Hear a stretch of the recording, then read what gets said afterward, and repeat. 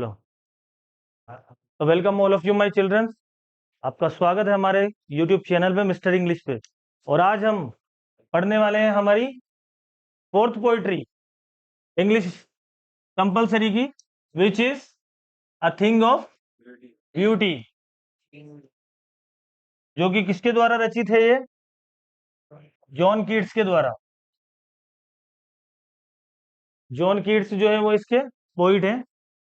तो about the poet, सबसे पहले पोइट के बारे में इंट्रोडक्शन देख लेते हैं हम कि जॉन कीट्स 1795 से 1821 तक की उनकी जिंदगी रही थी। 1795 में वो जन्म हुआ उनका और 1821 में एक्सपायर हो गए वो, मात्र 26 साल की उम्र के अंदर। ठीक है। और इनकी जो मौत हुई थी वो हुई थी 1821 में। ठीक है। Was a British romantic poet. ये जो है ब्रिटिश रोमांटिक पोइट है। ठीक है, क्योंकि इनका ताल्लुक ब्रिटेन से था। ठीक है, तो इस वजह से ब्रिटिश आया। और रोमांटिक, जो रोमांटिक पीरियड के ये कवि कहलाते हैं, क्योंकि ये वाला जो पीरियड था, ये वाला जो पीरियड था ये रोमांटिक पीरियड कहलाता था साहित्य के अंदर। इंग्लिश लिटरेचर में रोमांटिक पीरियड कहलाता था। ऑल दो ट्रेन टू बी सर्जन, हालांकि ये जो थे ये सर्जन के रूप में ट्रेन हुए थे, एमएस। ठीक है ना, सर्जन के रूप में थे ये। Keats decided to devote himself wholly to poetry. Keats ने डिसाइड करा कि मैं अपना पूरा जीवन जो है वो किसको दे दूंगा? पोइट्री को दे दूंगा।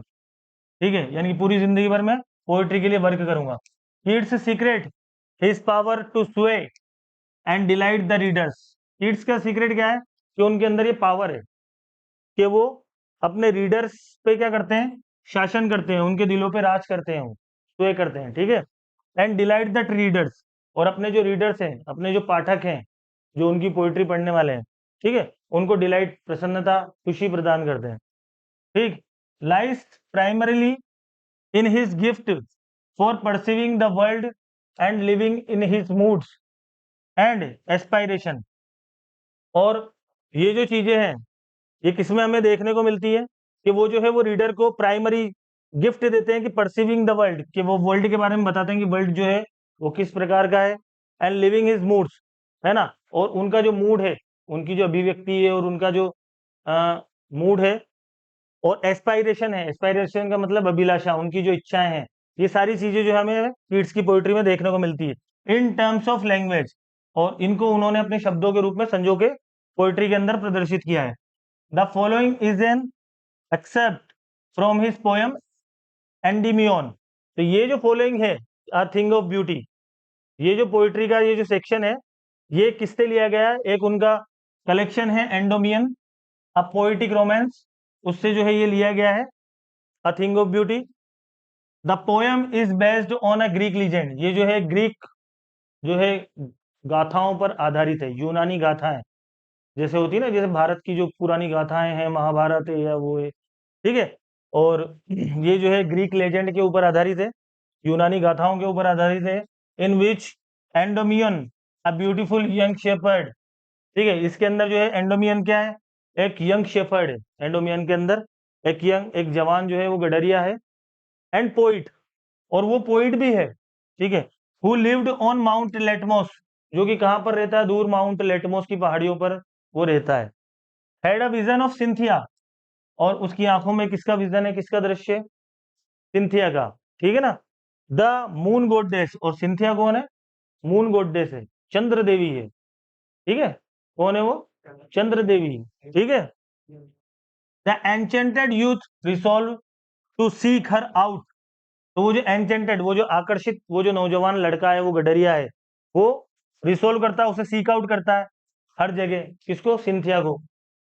And so wandered away through the forest, और उसे ढूंढने के लिए वो भटकता रहता है जंगलों के अंदर। ठीक है। एंड डाउन अंडर द सी, और उसे ढूंढने के लिए फिर वो सी में भी चला जाता है, समुद्र में भी उसे ढूंढता है। ठीक है ना। तो ये जो है, ये एक शॉर्ट जो है ये इंट्रोडक्शन है कीट्स का, और उनकी जो उन्होंने वर्क्स लिखे हैं उसका। अब before you read, what pleaser does a beautiful thing give us. एक सुंदर वस्तु जो है वो हमें क्या देती है, क्या प्रदान करती है? व्हाट प्लीजर, क्या आनंद प्रदान करती है? एक सुंदर वस्तु क्या आनंद प्रदान करती है? आर ब्यूटीफुल थिंग्स वर्थ ट्रेजरिंग, क्या ब्यूटीफुल थिंग्स जो है, क्या सुंदर वस्तु जो है वो ट्रेजर करने योग्य, यानी कि उसे संभाल के रखने योग्य है? कोई भी सुंदर वस्तु संभाल के रखने योग्य है या नहीं है? एक खजाने की तरह, ठीक है। तो a thing of beauty is the joy forever. Its loveliness increase. It will never pass into nothingness, but will keep above a quiet for us, and still full of sweet dreams, and heart quite brightening. Poet कह रहा है, कौन कह रहा है? John Keats. क्या कह रहा है? A thing of beauty is a joy for ever. एक थिंग ऑफ ब्यूटी यानी कि सुंदरता लिए हुए जो वस्तु होती है वो हमेशा के लिए आनंद प्रदान करती है। एक सुंदर वस्तु जो होती है वो क्या करती है? आनंद प्रदान करती है हमेशा। अब वो सुंदर वस्तु कुछ भी हो सकती है, वो सुंदर वस्तु कुछ भी हो सकती है, ठीक है। तो सुंदर वस्तु हमेशा आनंद प्रदान करती है।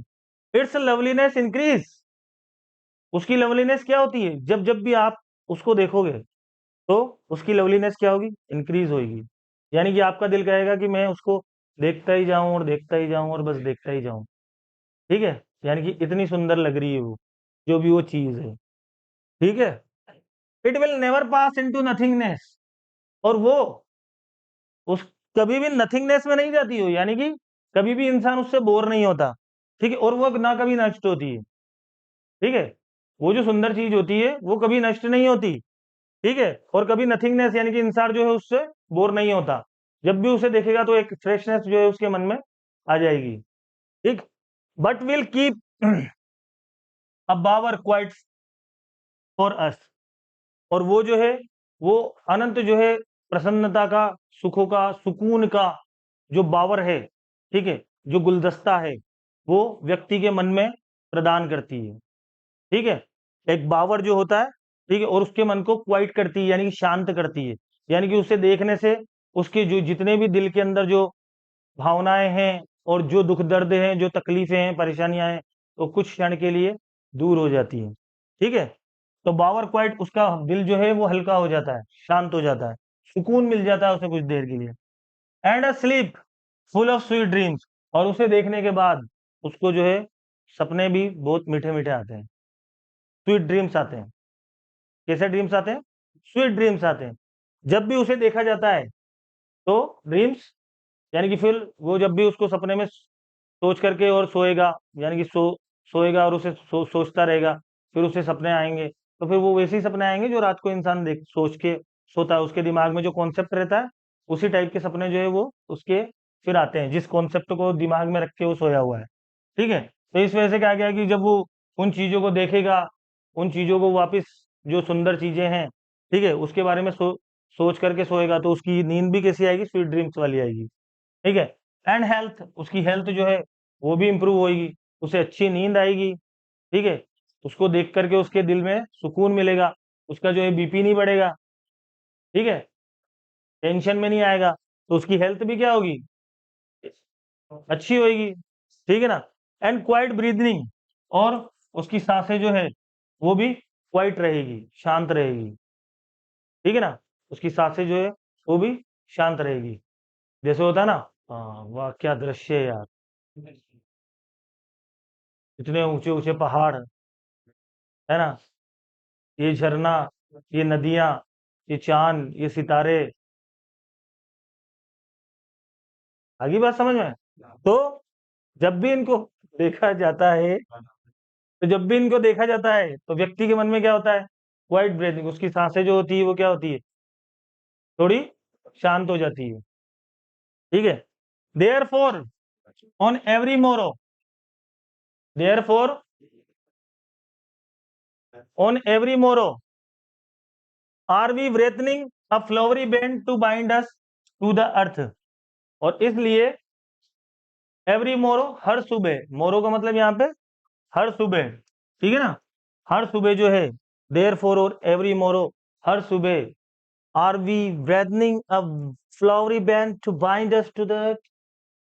कि क्या हम बुनते हैं, एक वो बुनते हैं ना, जैसे स्वेटर बुनते हैं, ब्रेदनिंग, ठीक है ना, क्या हम बुनते हैं अ फ्लावरी बैंड, एक फूलों का गुलदस्ता, ठीक है, to bind us to the earth, जो कि हमें जमीन से जोड़े रखे। यहाँ कहने का मतलब पॉइंट का ये है कि हम जब भी कोई व्यक्ति सुबह उठता है तो उसके दिमाग में क्या होता है, अच्छे अच्छे विचार आते हैं कि भाई मैं आज सुबह उठ करके ये काम करूंगा, ठीक है, मैं आज फलानी जगह जाऊंगा, वहां पे मेरा ये काम करना है मुझे, ठीक है, ईश्वर की आराधना करनी है मुझे, ठीक है, मम्मी को अस्पताल ले जाना है मुझे, ठीक है, अपनी माँ के जो है ख्याल रखना है, अपने बच्चों का ख्याल रखना है, या उसके लिए ये करना है, ठीक है, अच्छे के किसी का भला करना है, वो गरीब इंसान है या वो उसकी परेशानी दूर करनी है, ठीक है, या उसके मन में और जो भी उसके कंडीशन के हिसाब से जो भी कॉन्सेप्ट है उसके दिल दिल दिमाग के अंदर, ठीक है, तो वो हमेशा जब उठेगा तो वो सोचेगा कि मेरी सुबह जो है या मेरा आज का दिन जो है वो अच्छा गुजरे, तो वो हर तरीके से जो है वो अपने आप को तैयार रखता है सुबह। तो फ्लोरी बैंड यानी कि कोई भी उठेगा तो यूं सोचेगा ही नहीं कि भाई मेरे साथ आज बुरा हो जाए, तो फ्लोरी बैंड ही है ना, यानी कि सारी अच्छी अच्छी बातें सोची उनने उसके लिए कि भाई मैं ये करूंगा या ये करूंगा, ठीक है, अच्छा काम करूंगा। तो फ्लावरी बैंड, तो व्यक्ति कहने का मतलब है पोइट का कि हर सुबह हम बुनते हैं flowery band to bind us to the earth, जो कि हमें जमीन से जोड़े रखता है। Spite of despondence, spite of का मतलब इन स्पाइट ऑफ, मतलब इसके बावजूद, स्पाइट ऑफ का मतलब इसके बावजूद, किसके बावजूद, रेस्पोंडेंस, रेस्पोंडेंस का मतलब निराशा, ठीक है, ऑफ इन ह्यूमन डी अर्थ, और जो मनुष्य के जो वैल्यू है जो उसने डी अर्थ कर ली है अपनी, ठीक है ना, जो अपनी वैल्यू जो गिरा ली है गलत कामों से, ठीक है, किसी के साथ जुल्म करके, किसी के साथ अन्याय करके, किसी का जबरदस्ती हक दबा करके, ठीक है, किसी को परेशान करके, ठीक है, तो ह्यूमन जो डी अर्थ हो गया है, जिसने अपनी वैल्यू गिरा रखी है, ठीक है, उसके बावजूद ऑफ नोबल नेचर्स, जो नोबल नेचर्स वाले व्यक्ति हैं, ठीक है, जो अच्छे मिजाज वाले व्यक्ति हैं, ठीक है ना, उनके बावजूद ऑफ द ग्लूमी डेज, और जितने भी निराशा भरे जो दिन हैं, जितने भी दुख भरे उदासी भरे जो तकलीफें जो परेशानियां, जो मान लो कर्जा देना है, ठीक है, बच्चे की स्कूल की फीस देनी है, माता जी को अस्पताल ले जाना है, पिताजी को पेंशन भिजवानी है, ठीक है, भाई के जो है ये करना है, दुकान डाल के देनी है, ठीक है, सिस्टर के वहां पे जो है वो भिजवाना है उसके ससुराल में, ठीक है, पत्नी ने अलग कह दिया कि मेरे लिए जो है वो 2 तोले का हार बना के लाओ, ठीक है, तो ये सारी क्या है, ये सारी क्या है, टेंशन, टेंशन नहीं है।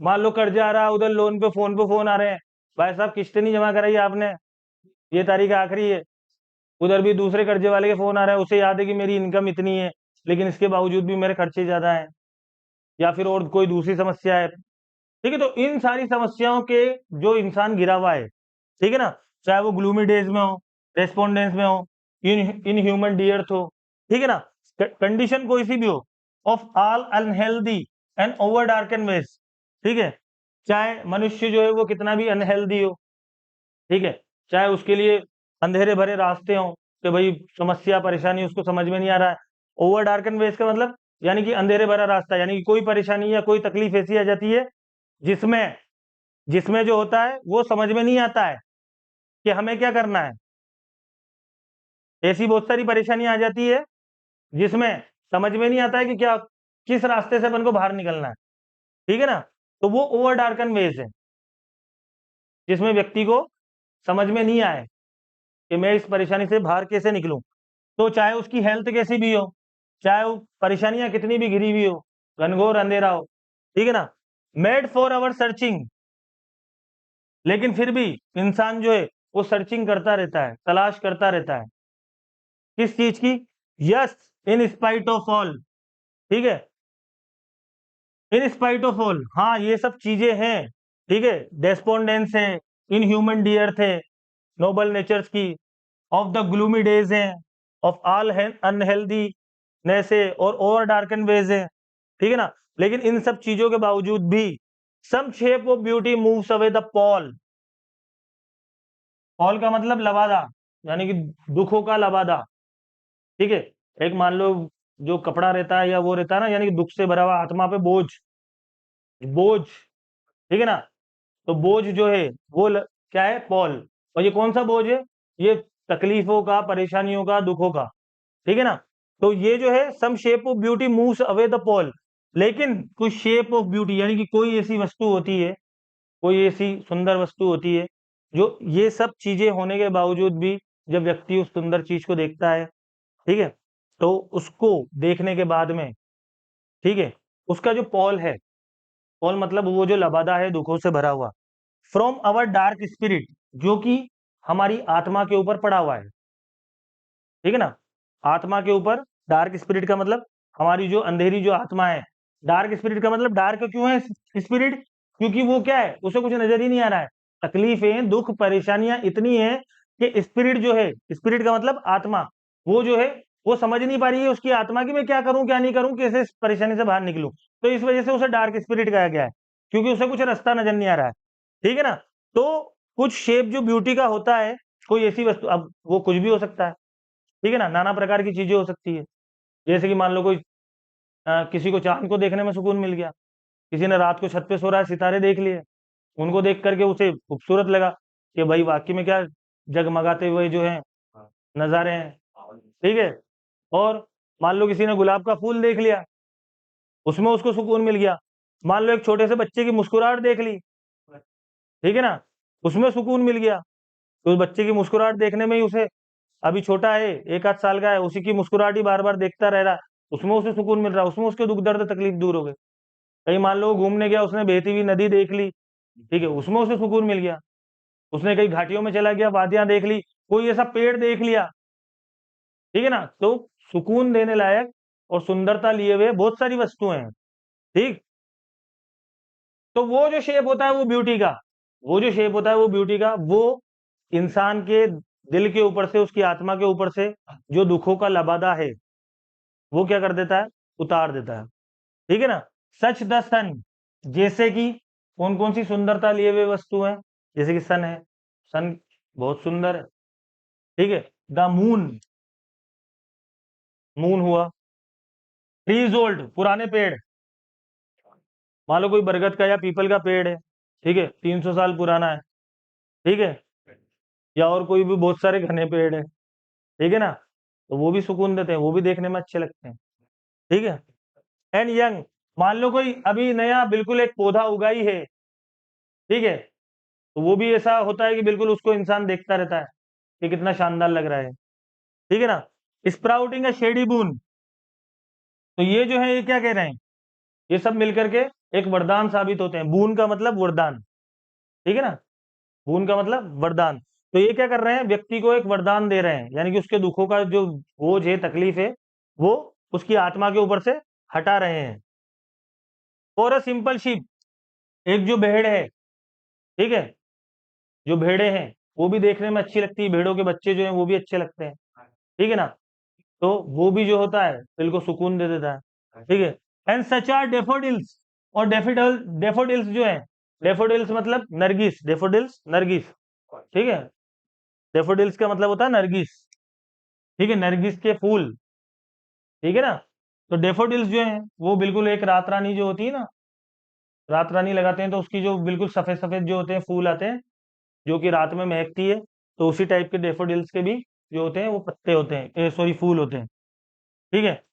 With the green world they live in, और खेत हुए, खलिहान हुए, हरियाली हुई, ठीक है, ये सारी चीजें भी क्या ग्रीन वर्ल्ड है, क्या है ये, ग्रीन वर्ल्ड है।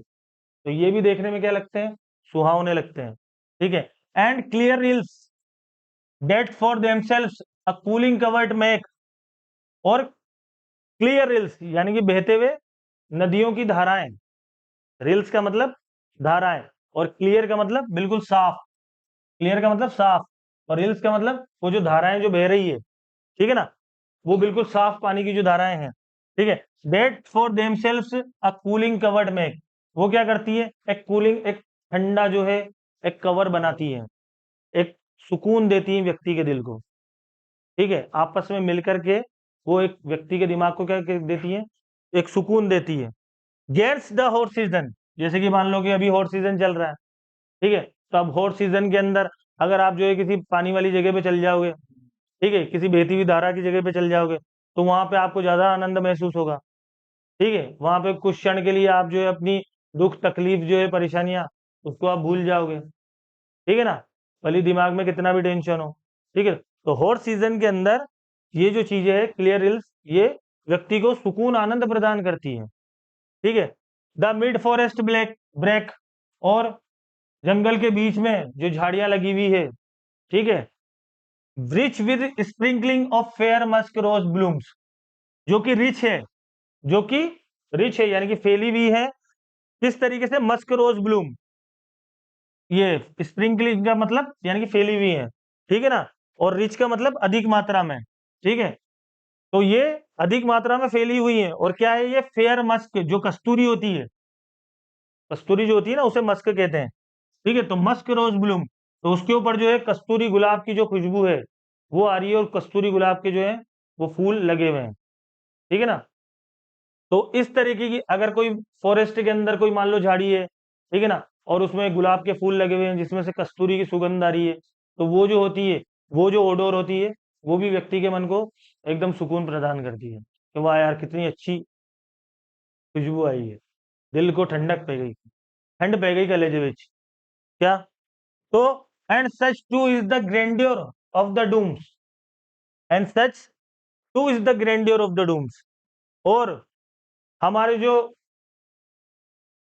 गाथाएं हैं, हमारे वीरों की, जो शौर्य पुरुष हुए हैं हमारे, ठीक है, उनकी जो महान जो बातें हैं, जो हमारा बलिदान दिया है उन्होंने, वी हैव इमेजिन, जो कि हम कल्पना करते हैं, फॉर द माइटी डेड, जो हमारे शूरवीर जिन्होंने देश के प्रति जो बलिदान दिया है, उनकी जो गाथाएं हैं, उनकी जो कहानियां हैं, जब हम उनको पढ़ते हैं, तो वो भी जो है हमें हमारे दिल में जज्बे को एक उत्पन्न करती है, हमें सुकून देती है कि भाई हमारे देश की मिट्टी ऐसी है कि भाई हमारे जो साथी हैं, जो पहले के जो हमारे पूर्वज हैं, उन्होंने हमारे देश के लिए क्या कर रखा है, बलिदान दे रखा है। तो ये सारी जो चीजें हैं ये प्रेरणादायी है और व्यक्ति को सुकून देने वाली है। All lovely tales that we have heard or read, वो सभी कहानियां, वो सभी टेल्स का मतलब कहानियां, वो सभी प्यारी कहानियां जो हमने पढ़ी हैं, या जो हमारी दादी नानी ने या मम्मी ने हमें बचपन में सुनाई हैं, या जो हम पढ़ते हैं, ठीक है, वो सारी जो प्यारी कहानियां हैं, उसे भी पढ़ने के बावजूद, उसे पढ़ने के बाद में हमारे दिल में क्या होता है कि और उमंग पैदा होती है कि भाई हम जो है वो और पढ़ें और सुने और आगे बताओ। जैसे एक छोटा बच्चा होता है ना, उससे कोई कहानी कहता है, तो जब कहानी रुक जाती है, तो उसकी दादी नानी या कोई भी उसकी मम्मी सुना रही है, तो और कहेगा कि और सुनाओ, ठीक है ना, और सुनाओ, भली कहानी वो हो या नहीं हो, लेकिन और सुनाओ आप। ठीक है, तो ये जो प्यारी कहानियां हैं ये भी हमें क्या देती है, दिल को सुकून देती है, ये भी पढ़ने में अच्छी लगती है। And endless fountain of immortal drink pouring unto us from the heaven spring, और लास्ट में पोइट कह रहा है कि an endless fountain of immortal drink, ये एंडलेस फाउंटेन है, फाउंटेन का मतलब झरना, ठीक है, एंडलेस मतलब कभी ना रुकने वाला, कभी ना खत्म होने वाला, किस चीज का, इमोर्टल ड्रिंक का। इमोर्टल, मोर्टल का मतलब होता है, ये तो मोर्टल हो गया, ठीक है ना, मोर्टल का मतलब होता है कि जिसका विनाश संभव है, जिसको मौत आनी है, वो हर चीज क्या हो गई, मॉर्टल। और इमोर्टल वो चीज हो गई जो कभी नष्ट नहीं हो सकती, या जिसको कभी मौत नहीं आएगी, ठीक है, वो हो गई इमोर्टल।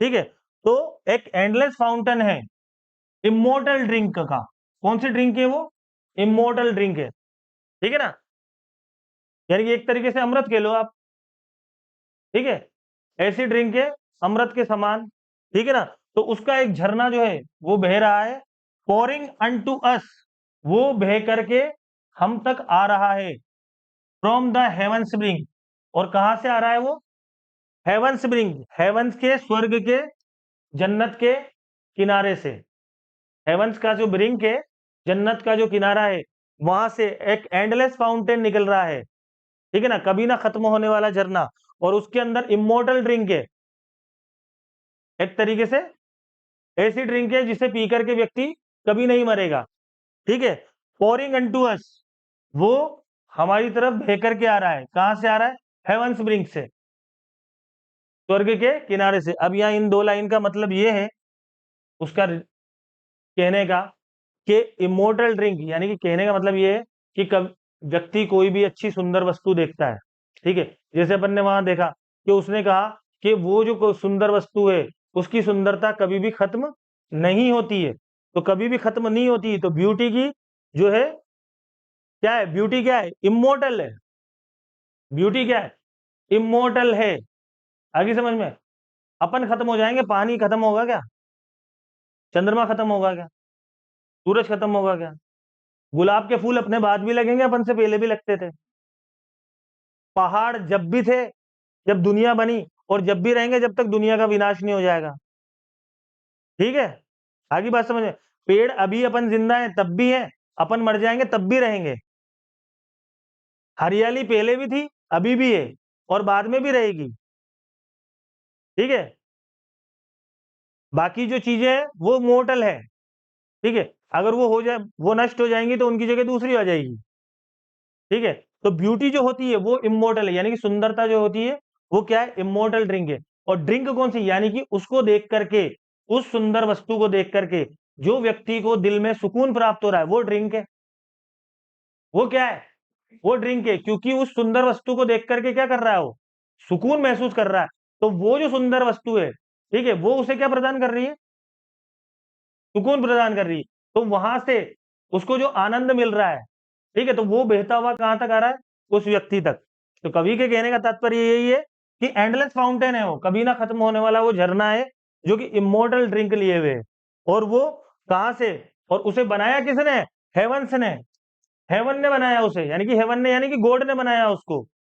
किसने बनाया है, गॉड ने बनाया। हेवंस ब्रिंक का मतलब यहाँ पे स्वर्ग के किनारे से कहने का मतलब ये है कि बनाया किसने उसे, गॉड ने बनाया है। ठीक है ना, तो गॉड के द्वारा जो इमोर्टल ड्रिंक, जो ब्यूटी है, उसको यहाँ पे प्रदर्शित किया गया है। पोइट कह रहा है इमोर्टल ड्रिंक जो है वो सुंदर वस्तु है, ठीक है ना, जो कि उस सुंदर वस्तु को देखने पर वो क्या होता है कि उसका जो आनंद और सुकून जो हमें मिलता है, वो बहता हुआ जो हमारी तरफ आता है, वो इमोर्टल ड्रिंक है। क्योंकि इमोर्टल ड्रिंक पी करके व्यक्ति क्या हो जाता है, बिल्कुल वो हो जाता है, यानी कि एक बार अगर उसने वो सुंदर वस्तु देख ली तो उसके दिल दिमाग में क्या रहेगी, उसकी कल्पना हमेशा जिंदा रहेगी, कि वाकई में अगर वो 10 साल बाद भी बात करेगा, उसके जीवन में कभी भी बात करेगा कि मैं फलाने टाइम में उस चीज को मैंने वहां गया था या वो चीज देखी थी मैंने, तो उसका जो है, उसका आनंद जो है वो कुछ और ही है।